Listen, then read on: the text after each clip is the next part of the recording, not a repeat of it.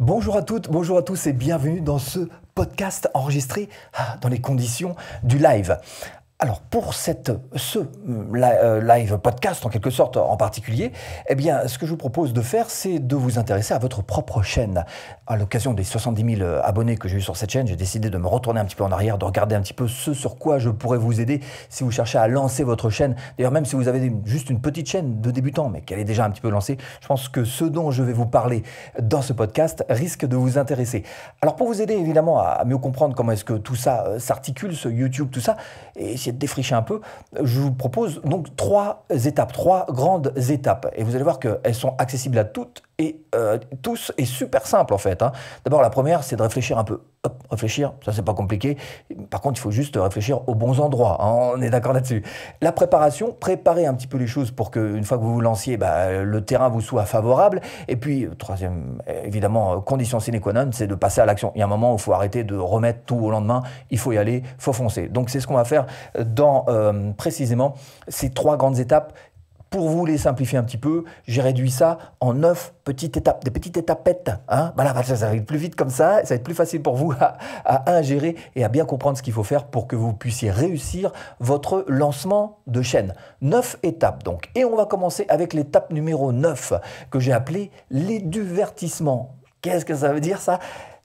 Eh bien rien en fait, ça ne veut rien dire, c'est juste un mot inventé pour essayer de vous faire comprendre que YouTube, en fait, les deux choses les plus importantes sur YouTube, c'est le divertissement et l'éducatif. L'éducatif, pourquoi? Parce qu'il y a un moteur de recherche, vous l'avez peut-être remarqué sur YouTube, donc évidemment, il y a plein de gens qui cherchent comment est-ce qu'on pourrait faire ceci, comment est-ce qu'on pourrait faire cela. Donc là, on est vraiment dans l'éducation. Si vous apportez les bonnes réponses sur votre chaîne, sur vos vidéos, à tout ce qui est demandé en particulier, vous aurez forcément du succès sur votre chaîne. Et puis du divertissement, parce qu'on ne va pas se mentir non plus, YouTube, ça reste quand même une plateforme fun, et c'est avant tout aussi un média qui ne ressemble plus vraiment, même s'il y a quelques liens d'apparenté avec tout ce qui est télévision, etc. Bref, on est dans le divertissement et dans l'éducatif. Et à partir de là, vous allez devoir choisir quelle est votre direction à choisir. Et là, il y en a deux possibles.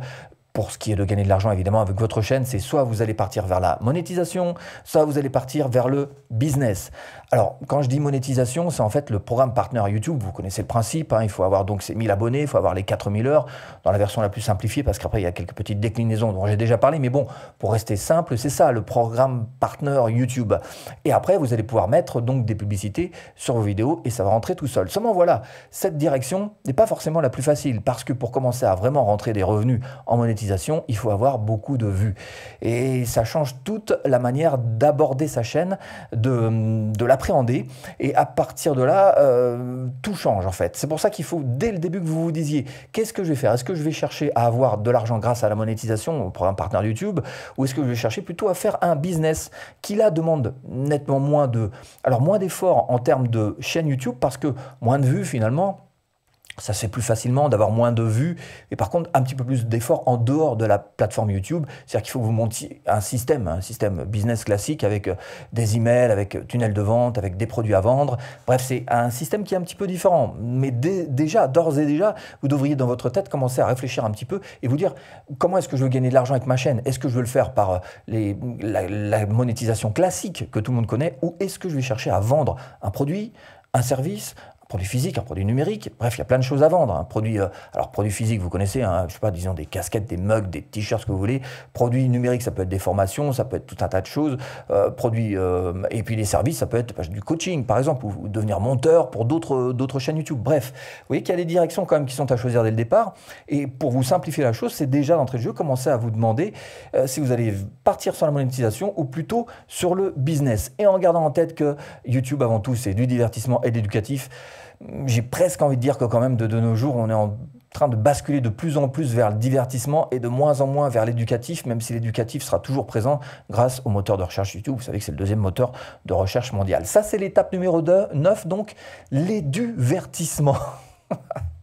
Étape numéro 8, il faut absolument que vous pensiez à vous créer un facteur X. Qu'est-ce que c'est ce truc-là, facteur X? Cherchez votre différence et trouvez-la. Voilà, essayez de vous trouver une vraie différence qui puisse vous démarquer par rapport aux autres. Alors, je ne dis pas que c'est quelque chose que vous devez avoir dès la toute première vidéo, mais quelque chose auquel vous pourriez déjà commencer à penser et voir si ou non vous allez partir sur cette direction au fur et à mesure que vous allez développer des vidéos. Ça veut dire quoi? Ça veut dire fouillez dans votre personnalité. Peut-être que vous êtes quelqu'un qui avait l'habitude, dans la vie de tous les jours, de faire des jeux de mots à gogo, par exemple, tout le temps jouer avec les mots. Et ben, dans ce genre de cas, ne vous en privez pas quand vous passez en vidéo. Continuez, puisque c'est votre identité, puisque c'est votre personnalité, votre différence. N'hésitez pas à jouer sur ça, parce que ça, d'autres personnes ne pourront pas faire forcément aussi bien que vous, parce que vous êtes passé peut-être maître dans ce jeu-là, et que pour le coup, vous allez non seulement vous différencier, mais on va avoir du mal à vous copier. Hein. Et sur YouTube, il y a beaucoup de gens qui nous copient. Bon, alors donc, il faut que vous cherchiez dans votre personnalité, mais aussi, si vous n'avez pas de points forts comme ça en particulier, vous pouvez chercher dans votre background. Ça veut dire quoi? Ça veut dire que regardez un petit peu dans votre passé, dans votre expérience passée, dans ce que vous avez vécu, s'il n'y a pas quelque chose que vous pourriez mettre en avant dans vos vidéos. Par exemple, si vous êtes, je sais pas, si vous êtes un cuistot, bah peut-être que là, vous avez suffisamment d'expérience au niveau des recettes de cuisine. Et pourquoi pas ne pas présenter votre chaîne que vous avez choisi être une chaîne de cuisine avec la toque sur la tête, hein? Et ben voilà, là vous vous distinguez, voilà, vous êtes différent, vous faites pas la même chose que tout le monde, vous avez une toque ou un tablier ou je ne sais quoi, enfin quelque chose qui montre que vous êtes cuistot, vous avez été cuistot et les vidéos que vous faites vous donnent donc une certaine légitimité en quelque sorte. Hein. On y reviendra aussi. Ça peut être basé sur votre physique. Alors peut-être que vous avez une particularité physique, je ne sais pas, peut-être que vous êtes quelqu'un qui aimait porter des lunettes de couleur, hein, toutes les couleurs et tout. Bah, gardez ça, surtout gardez ça parce que vous allez pouvoir vous en servir dans vos vidéos pour vous différencier. Ça peut être du branding. Alors le branding, c'est plus des choses que vous allez fabriquer pour votre chaîne. Par exemple, mon branding, mes codes couleurs, bah, c'est ce jaune que vous voyez un petit peu partout, le noir qui est très utilisé, donc ça ce sont mes couleurs de base, la typo que j'utilise, la typo en général, la plupart du temps c'est du Railway. Bref, vous faites un petit cahier des charges comme ça avec ce branding particulier que vous allez pouvoir utiliser dans vos vidéos et peut-être après ailleurs, hein, ça peut être sur votre blog si vous en avez un, etc. Bref, l'aspect branding, ça peut aussi créer une différence. Bon, c'est un peu plus compliqué, le mieux c'est de l'avoir au niveau de la personnalité, on est d'accord, ou des concepts. Eh ben, en ce qui me concerne, j'ai fait pas mal de vidéos pardon, sur le thème des concepts, par exemple. L'année dernière, j'ai fait pas mal de vidéos sur le fait qu'on était deux personnages dans mes vidéos. Il y en avait un qui me posait des questions, qui était incrusté dans une télé ou dans un smartphone d'ailleurs, et puis moi qui répondais derrière. Donc ça, c'était un concept. Ça n'a pas apporté beaucoup, à part un petit peu plus de travail pour moi, ça n'a pas apporté beaucoup plus de vues, donc j'ai lâché ce concept. Là, en ce moment, je fais beaucoup de diapos, comme celle que vous voyez là. Hein, voilà, c'est ça. Tu vois les diapos? Voilà, bah c'est ça. Bah, je fais des vidéos avec pas mal de diapos comme ça. C'est un autre concept, une autre manière de faire. Et après, il faut voir effectivement si ça marche ou pas. On ne va pas garder des choses qui vous demandent plus de travail si ça ne marche pas. Mais bref, il faut que vous cherchiez à trouver votre différence. Quel est votre facteur X? C'est super important parce qu'encore une fois, ça va vous donner une identité et ça va faire en sorte que les gens qui vous regardent vont se rappeler « Ah oui, tiens, celui qui a une toque là sur la tête !» Voilà, c'est aussi simple que ça. En ce qui me concerne, j'ai fait beaucoup de vidéos avec ce stylo, peut-être que vous l'avez vu, notamment au début. Bon, maintenant, je le lâche un petit peu, mais ça donnait un petit côté un peu professoral. Alors si en plus on rigole un petit peu, on s'amuse un peu, bon là, ça désacralise le truc. Bref, il y avait un petit quelque chose autour de ça. Bref. Trouvez votre facteur X, réfléchissez-y et trouvez votre facteur X. Vous n'êtes pas obligé de prendre des notes, tout ce qu'il faut faire là tout de suite maintenant, puisque le mieux c'est de télécharger, vous allez en description et vous téléchargez. Voilà, je vais mettre ça ajouté à mon PDF qui s'appelle Réussir sur YouTube et qui est offert, profitez-en donc en description. L'étape numéro 7, c'est de commencer à checker. Là on est plus dans la préparation. Alors checkez vos concurrents. Vous avez décidé de partir sur un thème en particulier pour votre chaîne. Commencez à regarder un petit peu comment fonctionnent vos concurrents. Comprenez leur business model. Business model, c'est la toute première étape dont je vous ai parlé tout à l'heure. Business model, c'est déjà se dire est-ce que je vais plutôt aller vers la monétisation ou plutôt aller vers créer un business en proposant un service, etc., un produit physique, numérique. C'est déjà ça, un business model. Après, c'est bien sûr tout l'écosystème que vous allez mettre en place, comme on dit, c'est-à-dire votre suite d'emails, votre tunnel de vente, si vous en faites un, si au contraire vous décidez de faire des vidéos plus pour la monétisation, alors en visant peut-être un public, bref, on va en reparler, mais bref, essayez déjà de penser à votre business model, comment est-ce que vous allez articuler tout ça. Intéressez-vous aussi à leurs vidéos, les vidéos de vos concurrents, comment est-ce qu'ils sont faites, de quel thème ils parlent en particulier, comment est-ce qu'elles sont construites, leurs vignettes, regardez leur chaîne, comment elle est agencée. Il ne s'agit pas de copier vos concurrents, il s'agit juste de s'en inspirer, c'est-à-dire de voir un petit peu déjà comment est-ce que certains qui ont réussi dans la partie que vous visez, comment est-ce qu'ils fonctionnent et comment est-ce qu'ils... Donc n'hésitez pas à vous enrichir, à vous fabriquer une culture dans votre thématique. Donc n'hésitez pas à le faire. Donc inscrivez-vous sur sur leurs emails, voyez, visitez leur tunnel de vente, prenez des notes, regardez comment est-ce que ça fonctionne, quels sont les produits qu'ils vendent, pourquoi est-ce qu'ils vendent plutôt ceci que cela, est-ce qu'avant ils vendaient ceci et que maintenant ils en vendent plus, par contre ils vendent plutôt cela.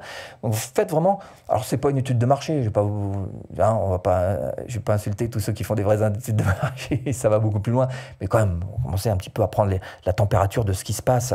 Et croyez-moi, ce sont des informations, il faut que vous fassiez une vraie culture de ce qui se passe dans la thématique. Et puis les spectateurs aussi, ils comptent, comprenez ce qu'ils cherchent. Vous devez apprendre à savoir ce que cherchent vos spectateurs. Alors vérifiez par exemple ce qui marche. Par exemple sur YouTube, bah voilà, les gens aiment bien savoir comment avoir plus d'abonnés, savoir comment avoir plus de vues. Voilà, il faut comprendre ce que cherchent les spectateurs qui ont une chaîne YouTube, qui veulent réussir sur YouTube. Donc vérifiez ce qui marche, ce qui ne marche pas, là encore, auprès des spectateurs.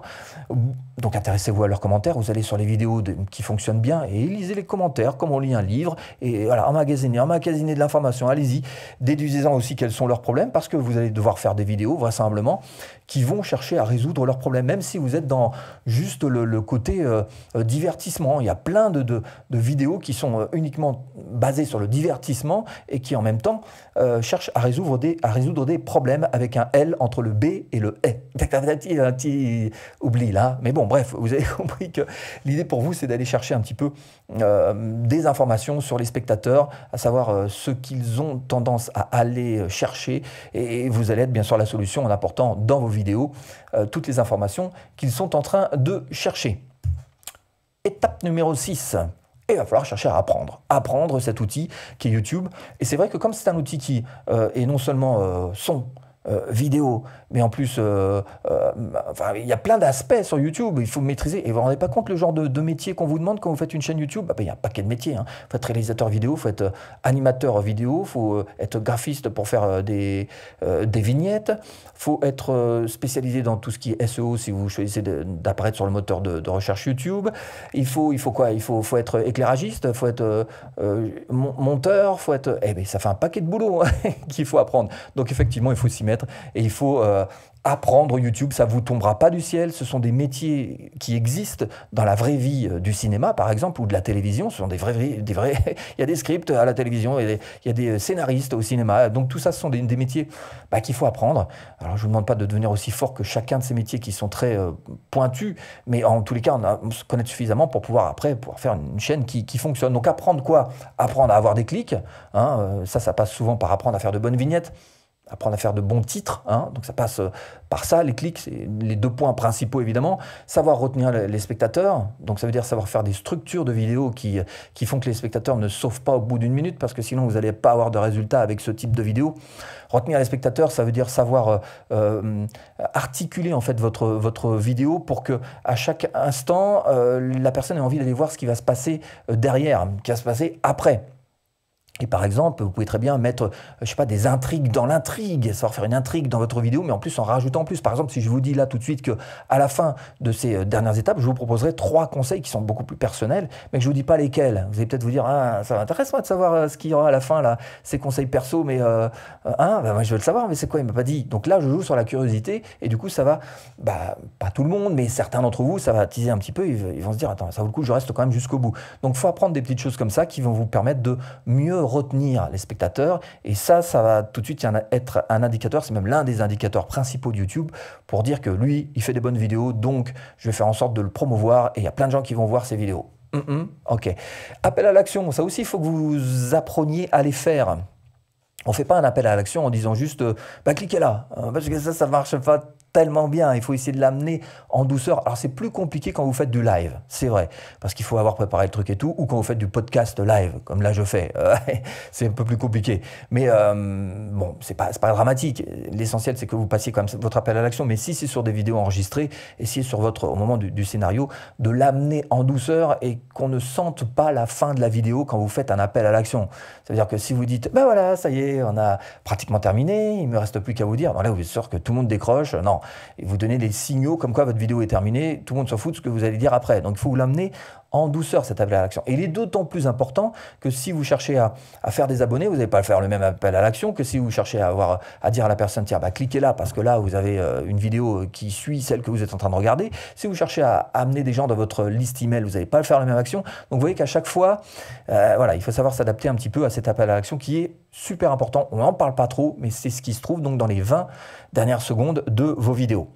Il va falloir apprendre aussi les outils, parce que YouTube déjà vous donne des outils, les shorts, voilà, des petites vidéos courtes de 30 secondes. J'ai même carrément fait des formations sur le short, pour vous dire que ça, c'est vraiment quelque chose de particulier qui mérite d'être travaillé. Les lives, là aussi, je fais une formation sur les lives, donc pour vous dire que là encore, ça mérite d'être travaillé, ces histoires de live. Donc ça, ce sont les outils que vous donne YouTube.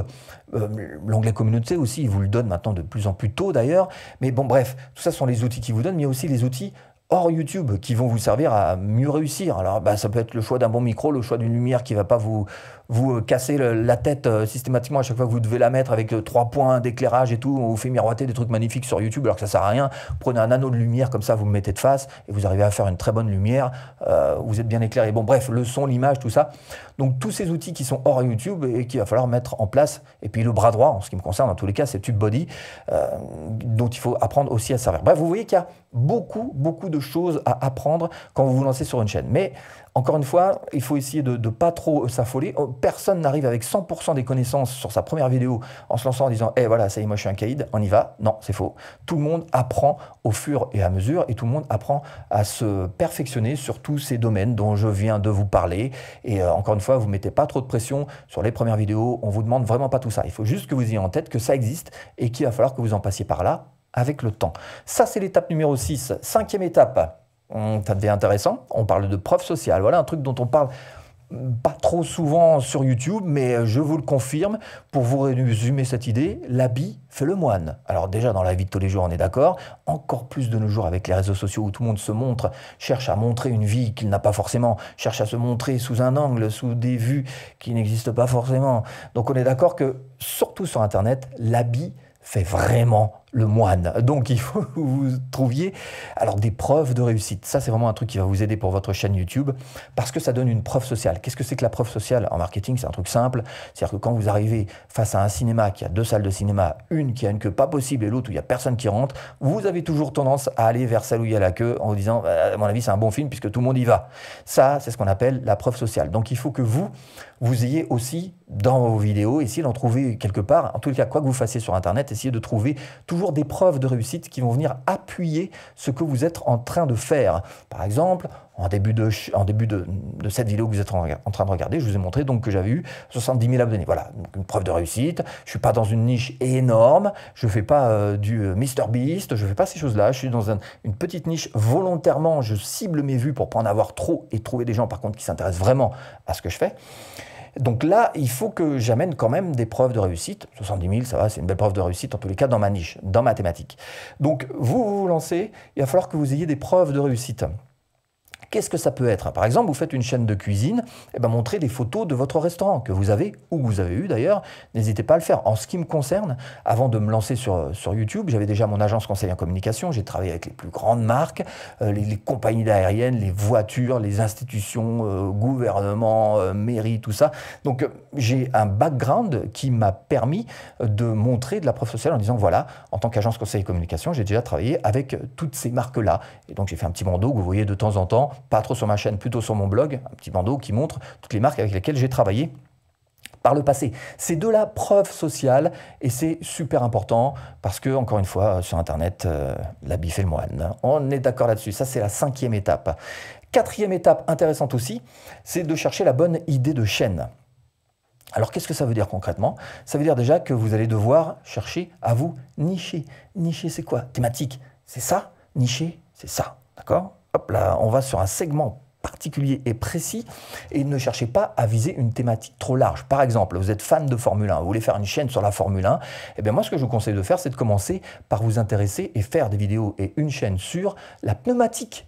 des Formule 1. Et bien commencez là-dessus. Voilà, c'est une niche qui est un petit peu plus restreinte que la Formule 1 en général. Ce qui ne vous empêche pas d'ailleurs avec le temps, une fois que vous aurez bien ciblé cette niche en particulier, de vous dire oh, je vais peut-être m'intéresser maintenant, tiens, je vais faire sur l'aérodynamique des Formule 1. Voilà, et vous rajoutez ça en plus sur votre chaîne. Et puis après, vous allez faire le moteur des Formule 1, etc. Et vous allez grandir comme ça petit à petit avec votre chaîne. Donc, pour commencer, vous devez vous appuyer avant tout sur la demande des spectateurs qui cherchent quelque chose en particulier. Si vous cherchez à faire un business, évidemment, je suis en train surtout de vous parler de ça, mais ça marche aussi un petit peu si vous cherchez à ne faire qu'une chaîne loisir. Donc, cherchez les endroits où il y a peu de demandes, parce que ça suffit largement pour commencer. Hein. Vous pouvez faire, encore une fois, les pneumatiques de la Formule 1, mais même les pneumatiques, je sais pas, Michelin ou n'importe quoi de la Formule 1. Donc, soyez très niché, très précis, et devenez un spécialiste de ça, en sortant plusieurs vidéos, en montrant votre expertise. Et après, vous allez d'abord, avec ça, vous allez mieux réussir à sortir un petit peu du lot, parce qu'il y a quand même beaucoup de chaînes sur cette... On est d'accord là-dessus. Et ensuite, avec le temps, encore une fois, vous pourrez élargir la chose. Si jamais vous vous dites « Oh, mais là, il y a trop de concurrence, moi, je ne le fais pas là », eh bien, c'est une mauvaise manière de réfléchir. Pas comme ça qu'on réfléchit. Il faut vous dire que plus il y a de concurrence, plus c'est une bonne chose. Une bonne chose. Pourquoi? Eh bien, tout simplement parce que là où il y a de la concurrence, eh bien, ça veut dire qu'il y a forcément de la demande. Donc, il y a de la vie. Voilà, tout simplement. Alors, bah, tiens, j'ai oublié de faire un petit truc, donc je fais ça. Hop là, voilà. C'est ça? C'est bon? C'est bon? C'est bon.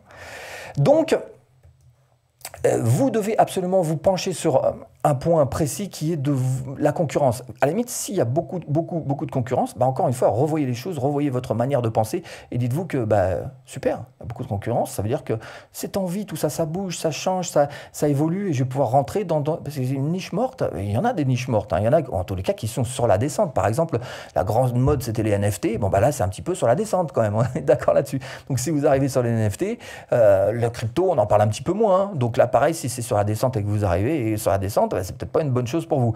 Donc, je ne vous demande pas d'être sur une niche sur la montée, mais au moins une niche stable et quelque chose qui puisse tenir sur le long terme. Et pour ça, la concurrence, c'est quand même un bon indicateur. Tant que vous avez de la concurrence sur la thématique que vous avez choisie, l'idée de chaîne que vous avez choisie, ça reste une bonne chose quand même. Il faut aussi essayer de trouver une idée de chaîne qui soit rentable. Ouais. Ça veut dire une idée de chaîne qui puisse vous rapporter de l'argent, alors qui ne soit pas non plus trop concurrentielle. Exemple, le gaming. Évidemment, le gaming, c'est super concurrentiel. Je ne suis pas très sûr que ce soit...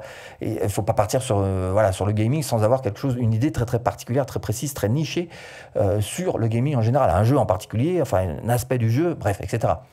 Donc, il faut que vous choisissiez une cible qui soit fortunée. Pas sûr que dans le gaming, tout le monde ait forcément beaucoup de moyens. Par contre, il y a d'autres cibles qui ont plus de moyens. Je ne sais pas, tous ceux qui s'intéressent au golf ont évidemment beaucoup plus de moyens. Tous ceux qui s'intéressent au voilier, ce sont aussi des sports qui coûtent cher. Hein.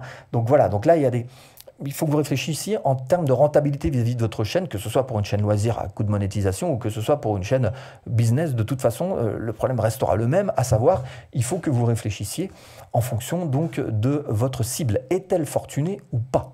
Ça va, encore une fois, décider de pas mal de choses. Etc.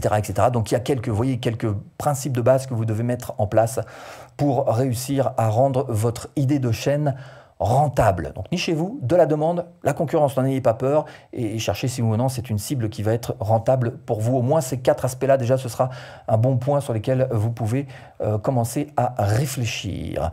Ensuite, l'étape numéro 3 et on avance doucement. Donc étape numéro 3. Et là, je vois que j'ai encore un petit truc. Hop là, je le fais vite fait. Hop là, voilà, mine de rien. Voilà, hop là, voilà, personne n'a rien vu. Hop là. C'est ça. Donc, étape numéro 3, allons-y. Action, action, voilà. Créez vos 5 vidéos. On y va, là, ça y est, c'est au boulot. Créez 5 vidéos. Alors, pourquoi 5? Parce que ça vous permettra d'avoir un petit peu d'avance, déjà d'une part. En plus, sur les 5, il y en a qui sont super faciles. La toute première vidéo est super facile à faire. Tapez Stéphane Lacoste, première vidéo dans le moteur de recherche YouTube, et vous allez voir que j'ai fait une vidéo spéciale pour vous expliquer ce que vous devez faire sur la première vidéo. Donc déjà, voilà.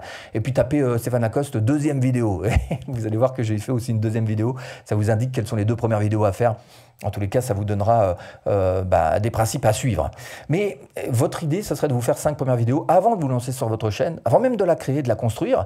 Vous créez vos 5 premières vidéos, vous avez de petits stocks, hein, et vous allez donc devoir commencer à réfléchir sur le type de vidéo. Évidemment, quand on commence et qu'on se lance sur YouTube, on n'a pas la science infuse et vous n'allez pas trouver tout de suite quels sont les types de vidéos qui fonctionnent pour vous. Donc, c'est pour ça que je vous ai mis, faites les 5 premières vidéos avec différents formats test. Tester des choses. Par exemple, faire des vidéos qui vont viser le moteur de recherche. Ce ne sera pas du tout les mêmes que celles qui visent les recommandations YouTube. Recommandations, je vous rappelle, c'est suggestions de vidéos, celle qui se trouve à droite quand vous regardez une vidéo, la barre verticale de vidéos qui là, il y a plein de verticales, voilà, c'est ça. Ou alors les vidéos sur la page d'accueil, youtube.com, quand vous arrivez, on vous propose plein de vidéos. Donc ça, en gros, ce sont les recommandations. Moteur de recherche, c'est pas la même chose, on est d'accord? Donc, qu'est-ce que vous allez viser? Posez-vous la question et comment est-ce que vous allez fonctionner vis-à-vis de ça?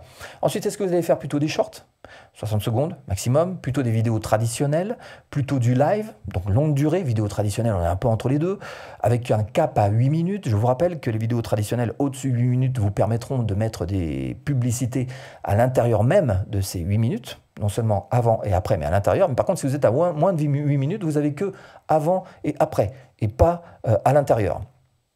Donc ça peut peut-être être pour vous un cap à vous fixer quand on fait une vidéo traditionnelle. En sachant évidemment que l'idée, c'est pas que vous fassiez du remplissage absolument pour arriver aux 8 minutes. Hein, c'est que vous rajoutiez vraiment du contenu qui soit du bon contenu pour les gens qui regardent ce type de vidéo. Donc, qu'est-ce que vous allez faire? Des shorts, des vidéos traditionnelles ou du live? Peut-être juste des vidéos traditionnelles pour commencer, pourquoi pas, ou juste des shorts. Moi, je recommande de commencer plutôt par les vidéos traditionnelles parce que ce sera plus facile de passer de vidéos traditionnelles à short et à live que de commencer par des shorts où là, vous allez faire des 60 secondes et le jour où vous allez vous dire « maintenant, il faut que je fasse 8 minutes, ouf, comment je vais faire ça hein ?» C'est plus compliqué de faire dans ce sens-là. En vidéo traditionnelle, pas de risque, ça reste quand même une valeur sûre sur YouTube, donc lancez-vous là-dessus. Pour commencer, ça me paraît être le plus raisonnable, même si après, quand vous serez une chaîne un petit peu plus mature, vous pourrez faire un petit peu comme je le fais sur la mienne. J'ai des shorts, j'ai des vidéos traditionnelles, j'ai des lives et maintenant j'ai des podcasts aussi. Hein. Donc là encore, votre idée c'est de pouvoir tester tout un tas de choses et puis voir un peu ce qui vous correspond le mieux et surtout ce qui correspond le mieux à votre audience, à vos spectateurs et ceux qui le regardent le plus. Jouez sur des durées différentes, évidemment. Alors sur les shorts, vous pouvez faire du très très court, hein, du 15 secondes par exemple, du 30 secondes, et puis tout ce qui va au milieu. Sur les vidéos traditionnelles, je vous ai dit un petit peu des durées différentes que vous pouvez faire. Évidemment, si vous faites une vidéo traditionnelle de 30 minutes et que vous arrivez à tenir les gens sur 30 minutes, chapeau, bravo, super, exceptionnel. Et là, vous allez avoir une vidéo qui va exploser. Ou faire du live, pourquoi pas. Et donc, faire en sorte de rentrer en communication avec directement tous les gens et tous les spectateurs qui vous regardent et qui, souvent, ceux qui regardent les lives, vous apprécient. Ils ne sont pas là par hasard, ils viennent parce qu'ils vous apprécient et qu'ils veulent vous voir vivre pour de vrai devant leurs yeux. Donc les durées différentes. Cible nichée ou grand public, ça aussi c'est important. C'est-à-dire que, comme je vous le disais, donc il vaut mieux faire du niché au début. Ou ce qu'on peut faire aussi, c'est faire du grand public, mais là, il faut être plutôt doué. Par exemple, un short de 60 secondes qui va parler de quelqu'un de très, très connu, Beyoncé, par exemple. Voilà. Et vous allez rattacher cette thématique à Beyoncé, donc de ce personnage Beyoncé, à votre thématique. Et vous allez faire en sorte que tout ça soit relié et qu'il y ait quand même une logique et pas partir avec une chaîne qui part dans tous les sens. Hein. Bon. Donc, c'est à vous de décider qu'est-ce que vous allez faire. Est-ce que vous allez faire plutôt des vidéos ciblées, nichées, vidéos traditionnelles, par exemple, ou des shorts, par exemple, grand public, qui vont vous ramener beaucoup de vues, certainement, mais par contre, peut-être un petit peu moins de fidèles. Hein. On reste un petit peu moins. Les gens qui viennent des shorts, en général, restent un petit peu moins sur les vidéos traditionnelles ou les lives. Mais bon, c'est une manière d'élargir un petit peu sa chaîne. Donc, cible nichée, grand public. Et évidemment, moi, ce que je vous recommande de faire, c'est d'essayer sous différents angles. Alors, différents angles, qu'est-ce que ça veut dire? Ça veut dire, par exemple, attaquer. Alors ça, c'est un terme qui est très journalistique, on peut dire. Mais bref, attaquer un sujet sous différents angles, à vous de voir comment est-ce que vous pouvez l'aborder. Est-ce que ce sera avec un parti pris? Est-ce que ce sera plutôt sous un style polémique? Est-ce que vous serez plutôt dans l'éducatif? Est-ce que vous serez plutôt, etc., etc.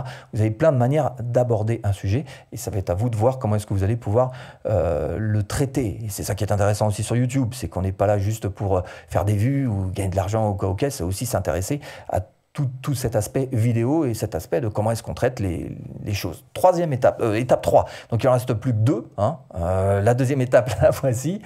Deuxième étape, c'est de chercher à configurer. Et c'est seulement maintenant que vous allez chercher à créer votre chaîne, à la configurer, à la régler, à la paramétrer, à tout ce que vous voulez. Et vous voyez que ce n'est pas avant. Donc il y a quand même pas mal de choses à réfléchir avant de vous lancer directement sur votre chaîne. Mais maintenant que vous avez fait vos 5 premières vidéos, que vous voyez un petit peu plus comment vous allez vous orienter, donc vous allez pouvoir vous dire par exemple, je vais réfléchir maintenant à ma bannière. Qu'est-ce que je vais mettre sur ma bannière? En général, on met le principal bénéfice que le spectateur vient chercher en allant voir votre chaîne. faire le à propos, pareil, vous allez mettre un peu les bénéfices, expliquer pourquoi est-ce que vous faites ça, un petit peu qui vous êtes aussi, c'est l'onglet à propos, donc totalement à droite sur votre chaîne.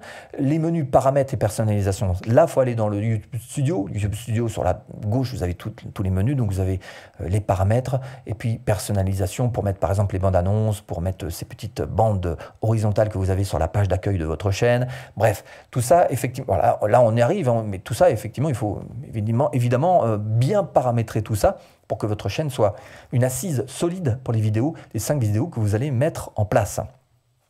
Mais ça n'est qu'à ce moment-là qu'il faut la faire, cette chaîne. C'est pas la peine de la faire avant, c'est pas la peine de faire une chaîne vide de sens, parce que YouTube, si vous voulez, quand vous créez votre chaîne, il enregistre une nouvelle chaîne. Ah, alors qu'est-ce qu'il y a sur cette chaîne?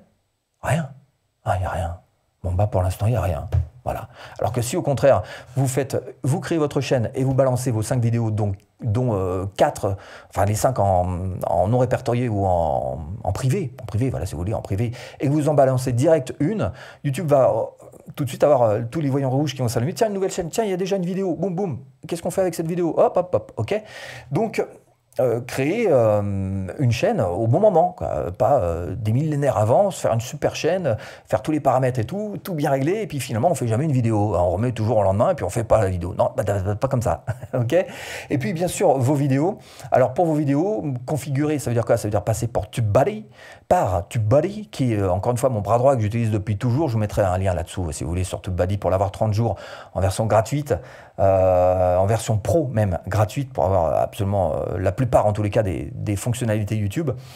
Donc il va falloir apprendre effectivement à faire des vignettes et vous trouver un style de vignette qu'on puisse vous reconnaître. Je vous parle de tout ça, là, cette étape 2, je vous la parle en connaissance de cause, puisque de temps en temps, je vais quand même voir vos chaînes, déjà moi-même de mon côté, pour voir un petit peu qui fait quoi, et puis de temps en temps, dans les lives, je vais donc faire des visites de chaînes, et je vois que bien souvent, il y a des faiblesses sur la bannière, hein. Il y a des chaînes qui ne sont pas paramétrées du tout, hein, et pourtant qui se sont lancées, hein, qui ont déjà quelques vidéos, j'ai pas être content, moi, j'ai disputé super fort. Alors, donc il faut que vous appreniez à faire toutes ces choses-là, ça va faire de bonnes vignettes, là encore une fois, des vignettes qui est quelque part une thématique, qu'on puisse vous reconnaître un peu aussi un petit peu à travers votre branding de vignette.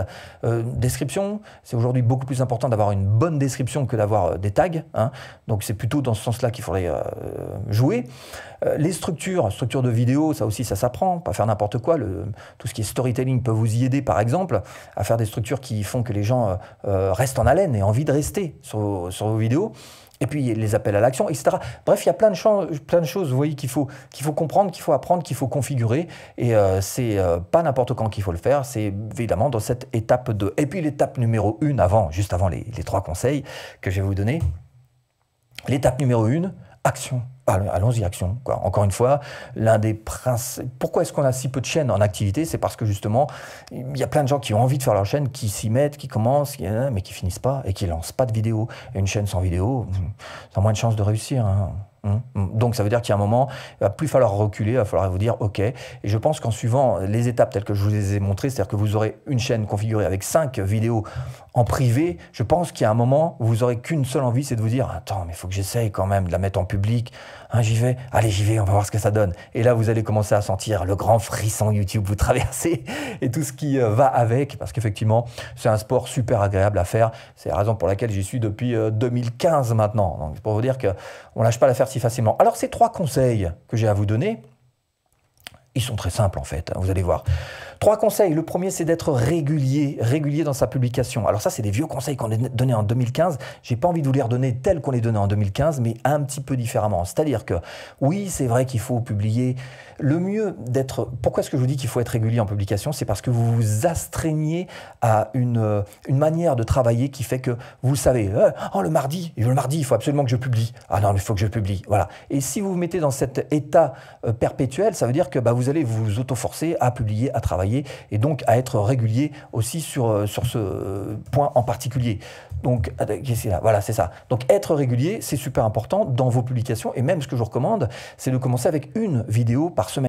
Parce qu'il y en a plein qui commencent avec 5 vidéos par semaine. Ouais, il faut en faire plein. Non, non, c'est fini cette époque-là où il faut en faire plein. Vous en faites une par semaine. Et si la charge de travail, vous arrivez à l'absorber, eh bien, pas de problème, vous passerez à 2 par semaine. Et si vous arrivez à l'absorber, vous passerez à 3, mais pas dans le sens inverse. 3, 2, 1, on arrête. Non ? Ok, d'accord. Donc publication, être régulier.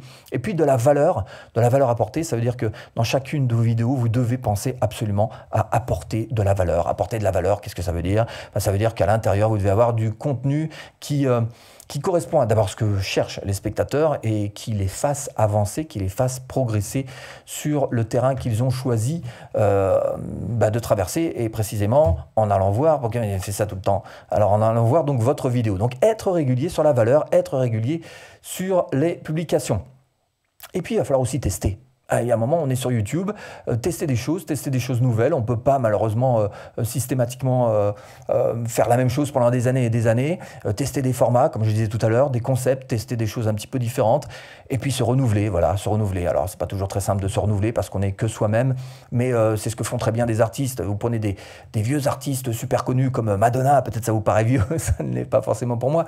Mais bon, à chaque nouvel album, elle était capable de se renouveler, de trouver un nouveau look, de trouver de nouvelles chansons, de nouvelles thématiques de chansons, donc capable de se renouveler, de renouveler le personnage Madonna tout au long de ces années. C'est ce qui a fait qu'elle a tenu aussi longtemps sans non plus trop se prendre la tête. Tester, donc oser et chercher à vous renouveler. Et puis, cherchez aussi à analyser, et ça c'est super important, passer dans l'analyse, parce que ça veut dire qu'il faut que vous appreniez à vous servir de ce YouTube Studio et de ces données d'analyse, ces analytics, parce que c'est ici que vous allez prendre les bonnes décisions par rapport à votre chaîne. Vous allez savoir qui regarde quoi, quelles vidéos sont regardées.